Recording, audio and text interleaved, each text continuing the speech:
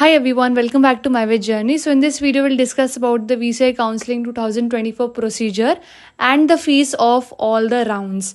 So this is what we'll be discussing in this video, and the next video is about choice filling, so stay tuned, and without wasting your time, let's get started. So in this year VCI counseling, 3 rounds will be conducted: round 1, round 2 and stay round, and all these 3 rounds will be online and it will be on vci.admissions.nic.in. So starting with round 1, so let's say you want to register for round 1. So what you need to do is you need to visit to the website. Link I've mentioned in the description. So you need to visit to the website. Then you have to fill the form correctly, and then you have to pay the fees. After paying the fees, you have to do the choice filling and you have to lock the choice. And according to your rank and the merit, the college will be allotted or will not be allotted. Now note one thing, that in case you lock the choices during the choice filling, then you cannot make any other changes in your preference like order. Okay, once you lock the choice. So just do the choice filling correctly. Don't worry, I'll make a separate video. Don't worry about that. I'll make a separate video on choice filling. So do the choice filling correctly, and after locking the seats, you cannot make any changes. So as you can see on the screen, there are 2 possibilities at the end of round 1 result. The first one is college may be allotted to you, and the second is college not allotted to you. Okay, so college allotted to you and college not allotted to you. These 2 conditions can occur at the end of the round 1. So let's say that college is allotted to you. Now there are 2 possibilities. You have not reported at the college or you reported at the college. In case you have not reported at the college within the date given by the VCI, then you will be straight away disqualified. You are not allowed to participate in further rounds. You will be straight away disqualified from the complete counseling. Okay, so reporting is very, very important. Now if you have reported, okay, so let's say you have reported at the college which is allotted to you in round 1. Okay, you have reported, then you have 2 choices. You have reported, you have 2 choices. First is lock the choice. That means whatever college which you got in round 1, you want to lock it or you want to just finalize it. So once you lock the choice after visiting the college, you lock the choice, then the college will be finalized. Then you are not allowed to participate in further rounds once you lock the choice. The second is you can go for upgradation. For example, you are not satisfied with the college and you want to give a try in the second round, then you can go for upgradation. After going for upgradation, then you will be able to participate in round 2.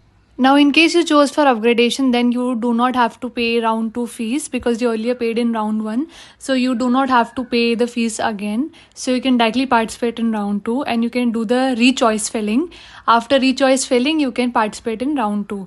Now, in case you get any college in round 2, then that college will be the final one and you cannot go back to the previous college which you got in round 1. That will be cancelled when you will get a college in round 2. Now, in case you did not got any college in round 1, then you can participate in round 2. But you do not have to pay the fees of round 2 because you already paid in round 1 and you did not got college.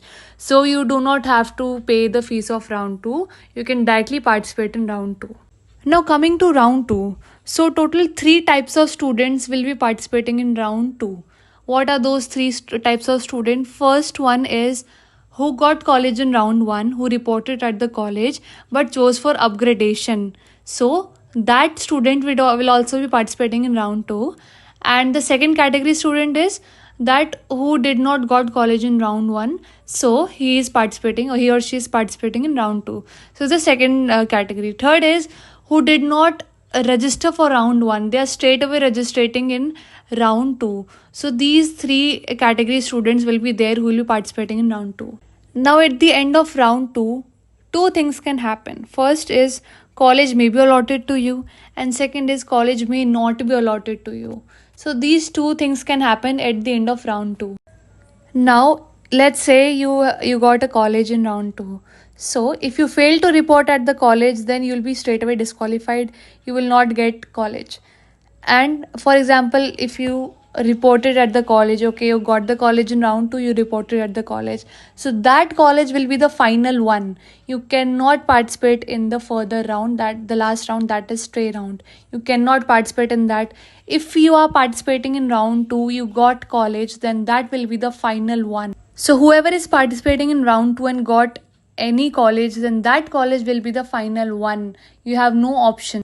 Now, in case you do not get any college in round 2, then you are eligible for stray round. And in the information bulletin, they already mentioned that no new registration is there in stray round. Only those students who participated in previous round and did not got college, only those candidates are eligible for stray round.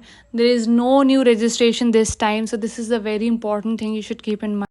Now this stray round is the final round of VCI counseling. That is the last round. Okay, so in case you got any college in the stray round, well and good. But in case you did not got any college in stray round also, then there is no option. You did not got any college, there is no further round. And this is the registration fees for round 1, 2 and stray round. So for general category, as you can see on the screen, 1000 rupees for round 1 and round 2. EWS and OBC category, it's 900 rupees for round 1 and round 2. For SC, ST, PWD category students on transgender candidates, it's 500 rupees for round 1 and round 2. Coming to stray round participation fees, so for general OBC, EWS, PIO category, it's 50,000 rupees, and for SC, ST, PH and transgender, it's 25,000 rupees. Now those students who did not got college in stray round, their fees, the stray round fees will be refunded to them.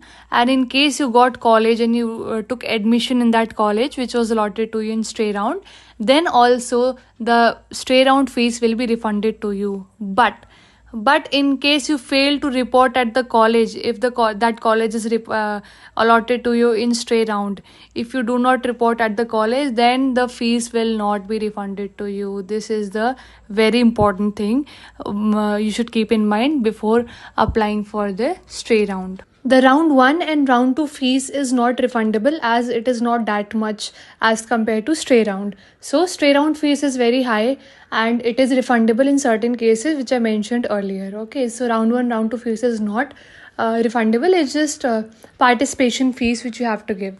So if you are participating in VCI counseling, then you should visit this website regularly for any updates. So that's all in this video. Next video is about choice filling, so stay tuned, and I hope this video is helpful for you. See you in the next video. Till then, take care. Bye.